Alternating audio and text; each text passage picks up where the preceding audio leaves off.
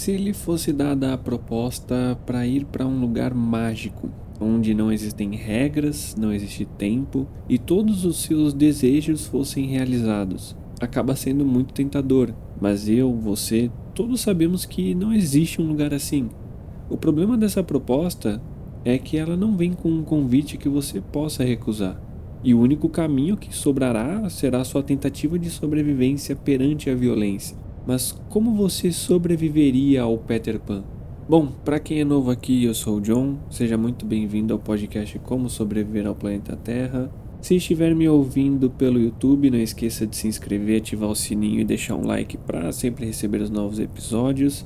Se estiver me ouvindo pelo Spotify ou qualquer outra plataforma de podcast, não esqueça de também me seguir para sempre receber os novos episódios e avaliar o podcast para que ele sempre chegue em mais pessoas. E, sem muita enrolação, bom episódio para vocês, Como Sobreviver em Peter Pan, Pesadelo na Terra do Nunca.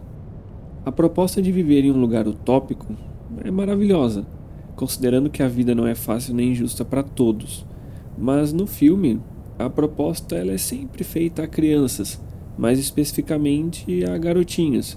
E com tão pouca idade, as crianças acabam que não sabem discernir sobre o real motivo dessa proposta. Mas e se ela fosse feita a você? E se você, em um dia comum, na sua casa durante a noite, um homem desconhecido entrasse e fizesse essa proposta? Claro, obviamente você vai recusar. Mas então isso irá iniciar uma luta para proteger a sua própria vida. E o questionamento que eu levanto a você é, pensando honestamente, você conseguiria se defender de uma pessoa que não tem nada a perder?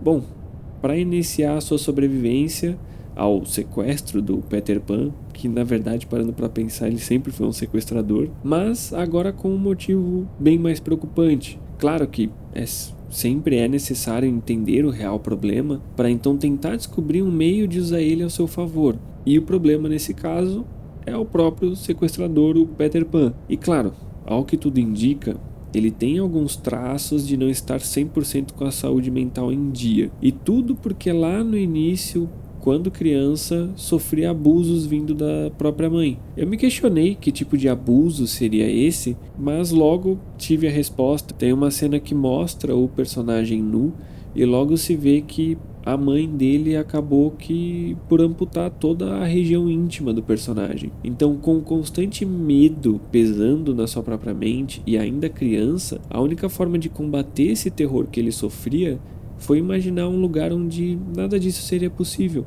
a Terra do Nunca. Ele diz que sempre que sentia medo, ele fechava os olhos e imaginava, sempre controlando o seu medo, porque na verdade ele não tinha muito além disso para fazer. Bom, o resultado a gente já sabe. Ele parece ter desenvolvido alguns traços de esquizofrenia. Apesar de, claro, a esquizofrenia ela poder envolver traços genéticos, o que para a mãe dele fazer isso não tem nem como falar que ela seria diferente. O despertar da doença também envolve alguns fatores psicossociais, como por exemplo traumas e eventos muito estressantes. E não tem nem o que dizer sobre o passado dele quando criança. Então, em algumas cenas, ele até interage com uma sombra, reforçando a ideia sobre sua possível doença mental. E não sendo suficiente por ele ter essa crença também na Terra do Nunca, que ele tecnicamente mandaria as crianças para lá, isso também entra como um traço de esquizofrenia na parte de delírio, onde ele acredita em uma falsa crença. De qualquer modo, a violência gerada por ele provavelmente é a única coisa que ele conheceu quando criança. E esse é um problema, porque a violência vai fazer parte do que ele é. Você, por outro lado, que talvez nunca tenha, sequer socado um saco de pancada, não vai ter essa intimidade com o seu próprio corpo, no sentido de o que você pode fazer se necessário. Mas, antes de ir ao ponto-chave da sobrevivência, nós temos que notar alguns outros detalhes importantes. Ele sempre escolhia sua vítima com base no julgamento de que ela era especial. As demais crianças que ele não via dessa forma, na visão dele, o que ele fazia, tirando a vida delas, mandava elas direto para a Terra do Nunca.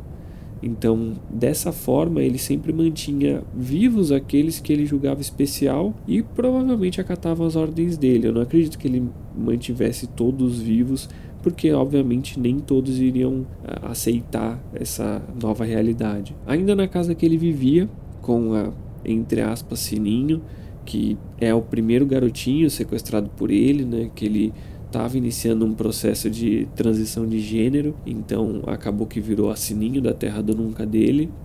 Além de a casa ser um lugar abandonado, ela contém diversas possibilidades de você se defender com objetos, já que em todo qualquer canto que você andar tem alguma coisa jogada. E ele acabava drogando a Sininho com uma espécie de calmante, do qual ele acabava chamando de pó das fadas.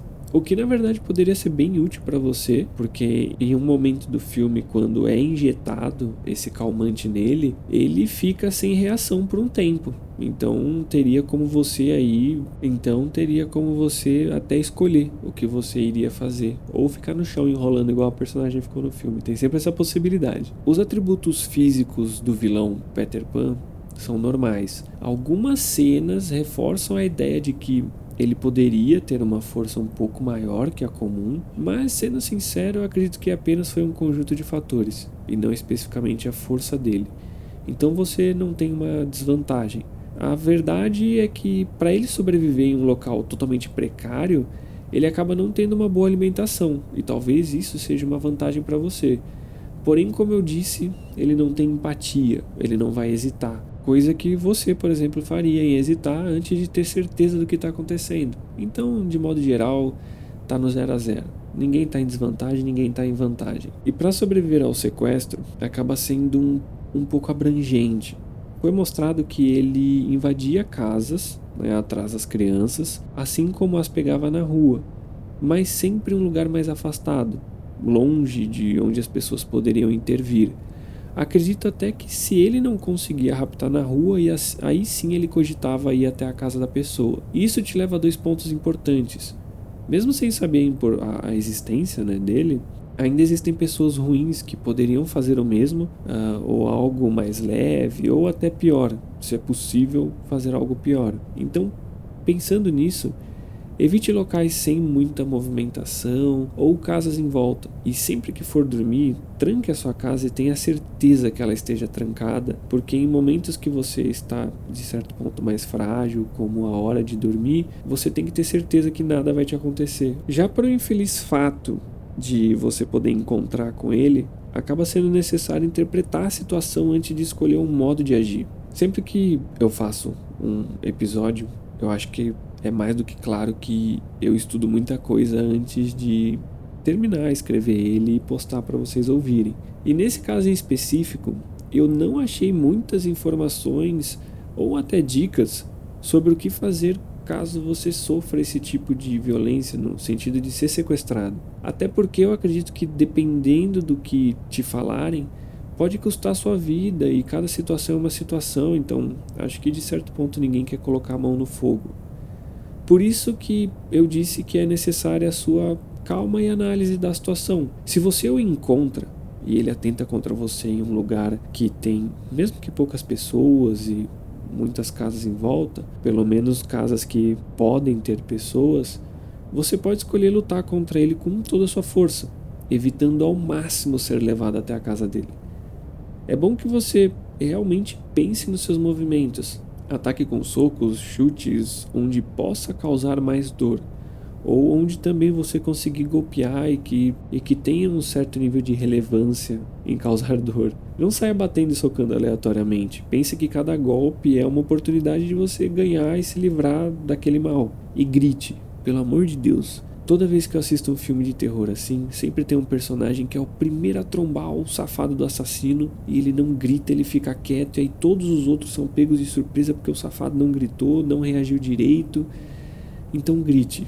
Isso não só para você, né, avisar os que estão com você, não é por isso. É mais porque se você está em um lugar que tenham mais pessoas ouvindo e vendo o que está acontecendo, pode ser que elas te ajudem e evitem toda a situação. Mas isso no caso só serve se realmente tiverem mais pessoas em volta.